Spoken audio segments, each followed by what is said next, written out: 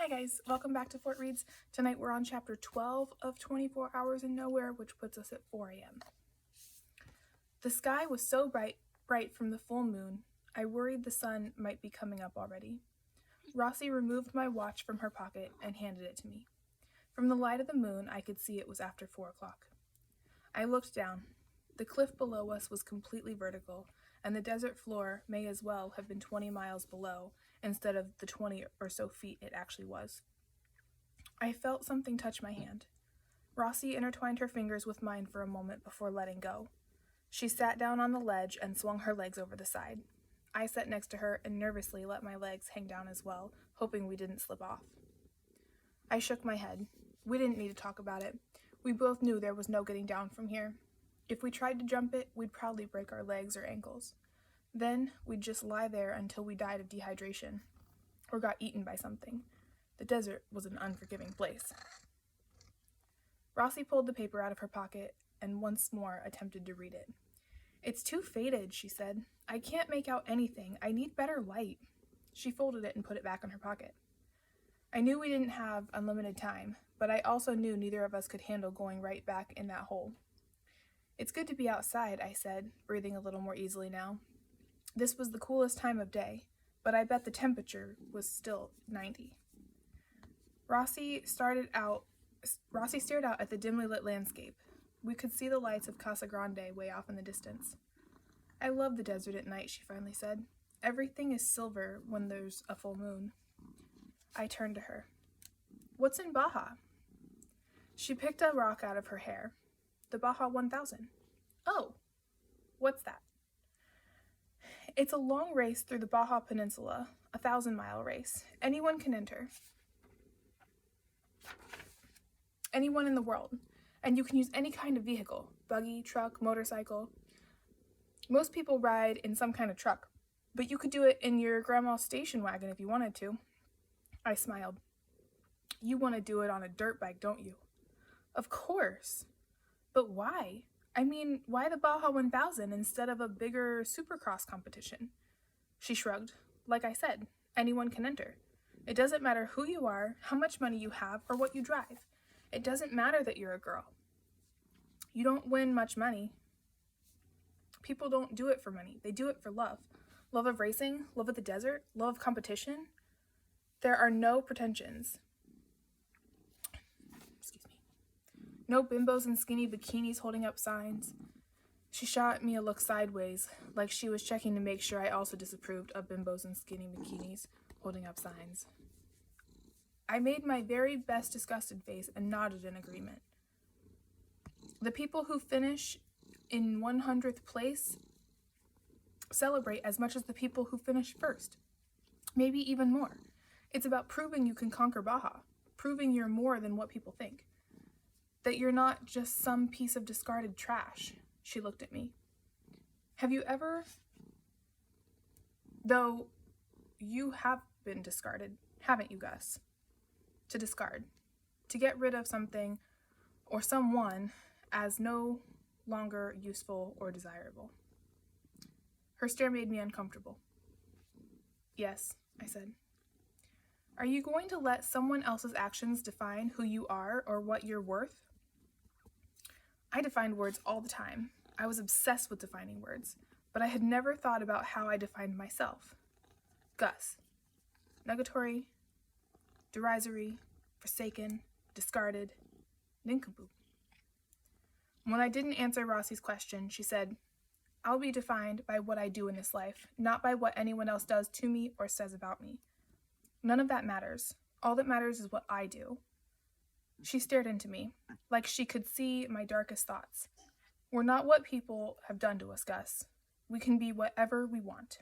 Can you stop biting me, please? Thank you. I wish that were true, but could two kids in nowhere really be whatever they wanted? I wasn't so sure. "What are you going to be?" I asked. "I don't know yet, but I know what I'm going to do. I'm going to get out of nowhere. I'm going to make it to Baja, somehow, and I'm going to do all 1,000 miles by myself. No team. Just me and my bike in one of the most desolate, quiet, scary, amazing deserts on Earth. That's all I need. People always disappoint you. My bike has never let me down.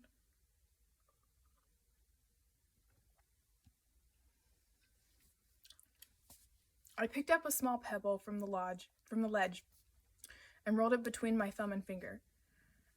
How will you do all 1,000 miles on one tank of gas? And what if you get a flat tire? She pursed her lips. Yes, I'll have a pit crew, she sighed. I always thought my dad would be there, that he would be my crew chief, but I don't think he cares about that anymore. Not like I do, anyway. I threw the pebble. It made a small clanking sound on the rocks below. I bet he cares about you, though. I'm sure he'll still want to be your crew chief, and I'll join your pit crew. She smiled. You'd like Baja. I've heard you can smell the ocean in the desert. I've never smelled the ocean before. I wouldn't even know what it was that I was smelling. Oh, you'd know. I tried to imagine smelling the ocean in the middle of the Mexican desert. I doubted that would ever happen. The closest I'd probably ever get to seeing the ocean was National Nerdographic. But isn't it dangerous? Yeah, it is. Sometimes people die, but everyone has to die sometime. I hope I die on my bike. I hope you don't die at all. That's not very likely, Gus. No one can live forever. Aren't you afraid to die? What's there to be afraid of? I shrugged. I don't know. Pain? Whatever comes after? Darkness? Just not being here anymore? I don't feel pain. But I didn't believe her. Everyone felt pain, didn't they? Or was it possible to stop feeling? Was it possible to stop feeling it if you got hurt enough? I'm used to it now, Matthew had said. And I don't care whether I'm here or not. She swung her legs and kicked at the rock wall below us. What's so great about being here anyway? I didn't know how to answer that. I guess just if there's all this, then... Rossi looked at me expectantly. But I didn't want to finish my sentence. I remembered how I felt when I thought I might never see my room again. I didn't want to tell her I didn't care whether I was here or not either. Because I didn't want that to be true. And I really didn't want all of this to be all there was.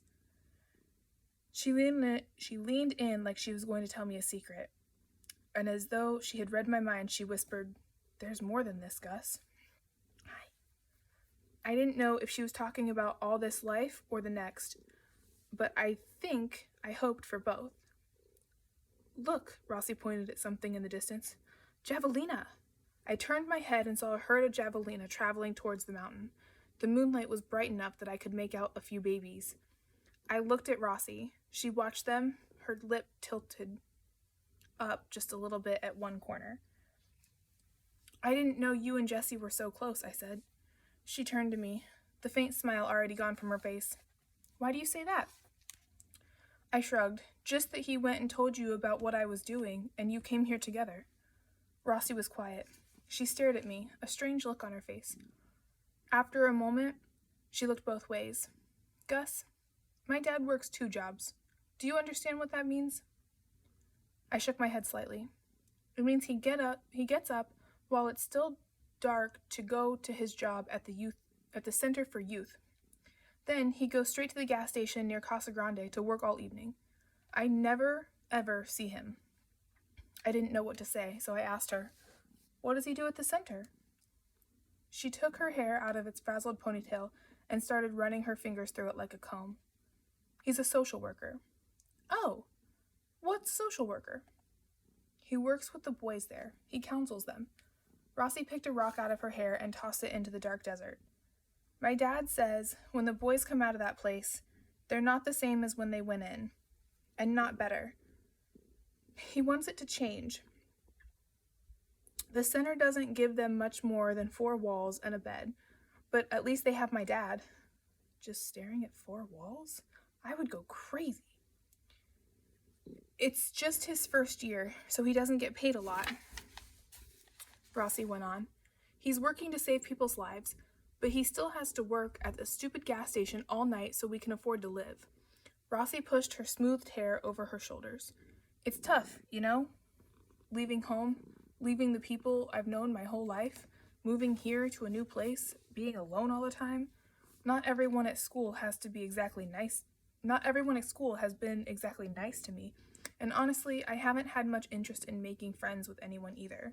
It's hard to make new friends when your heart is still back home with your old friends. Can't you go back to visit? I asked. Rossi shrugged. 200 miles takes time, which my dad doesn't have much of, and it takes expensive gas. An owl hooted nearby, and Rossi shook her head.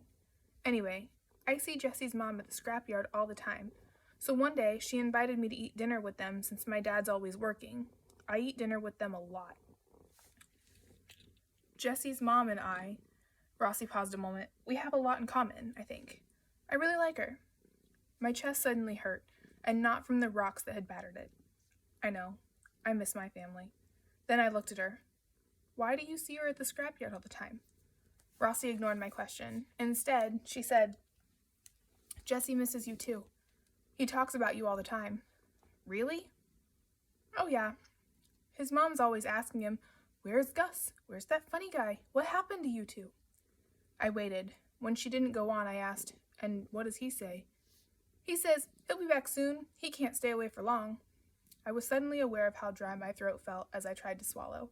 I was terrified my eyes would start tearing up, but nothing came. I was probably too dehydrated. He can't stay away for long. Jesse was right. I was the one who had ditched him. I cleared my throat. I'm sorry your dad's never around. Rossi gave a casual shrug. It's okay. I can take care of myself. I don't need him like they do. But I wasn't buying it. I would have given anything to see my dad again, to have him here to take care of me, or to just talk to me. My dad's going to save everyone, Gus. She took a deep breath as she tied the rubber band back around her hair. But one day, I'm going to ride away from here on my bike, and all you'll see is my dust. She tossed her hair back behind her and clenched her fist in her lap. I'm going to save myself. I knew exactly what she meant. No one was going to swoop into nowhere and rescue us. There was no top-secret government agency that was going to kidnap us. No one was going to give us a chance. We had to make our own chances. I guess a dirt bike was one way out of here, but the SAT was another. Me too, I said. I know you will. She gently kicked my foot with the missing shoe. I've seen how dauntless you can be. Dauntless, showing fearlessness or determination. Anyway, she said, the thought that I could win a trip to that camp, that's the only thing that's gotten me through this year. There's no other way I could ever do something like that. And I had the silly thought that maybe if I could get there, do the impossible, then who knows what could happen. Maybe someone would notice me. Maybe someone would find a sponsor. Maybe someone would find me a sponsor to get to the Baja one day. But nobody notices you when you're living in a hole. She shook her head. There's no doing the impossible for us, Gus. Now I just want to go home. I cringed at her words. It was my fault. My fault. Worthless, worthless, worthless. I was also too ashamed to look at her. When I finally did, I found her staring at me, a pained, almost angry expression on her face. Because of what I had done, I was sure. What I had caused. Don't, she said firmly. I was thankful I was so dehydrated that tears couldn't come. Don't what? I asked, my voice unsteady. A pack of coyotes started crying off in the distance. 3 times. She wiped her fingers. 3 times. Oh, she whipped up 3 fingers. 3 times you stood up for me to Bo. She put down 2 fingers, still holding up one. The first time, 252 days ago. Bo was furious I had beaten him a second time. He was yelling in my face, calling me a cheater. When you cried out that I hadn't cheated, he stopped yelling and you ran. He chased you down and pushed your face into the dirt. She reached out a hand and touched a fading scar on my cheek. You had a scab here for nearly 3 weeks afterward. She pulled her hand away and held up 2 fingers this time. The second time, 120 days ago, Bo was kicking my bike after a race and you yelled at him to stop. He punched you in the stomach. I watched you lay on the ground moaning in pain. I didn't say anything to you or Bo. She cleared her throat and grimaced. I'm ashamed of that. I've thought about it every day since. She looked away from me. And the third time, she whispered, 11 hours ago. She looked at me. And here we are. Here we are, I said. I couldn't just watch again. I couldn't do I couldn't not do something when I had the power. I swore after I saw him punch you in the stomach, I would never just stand and watch again. I'm not nearly as big or strong as Bo, but I swore I would do whatever it took to stop him from hurting you. You repeatedly risked beatings to stand up for me when no one else would. So I knew I had to risk something too. I think it would have been better if I'd kept my mouth shut all those times. It didn't help anything, and we wouldn't be here now. You'd have a real shot at going to Breakers Bradley's. Everything would be different. The coyotes' cries grew louder, like they were heading in our direction.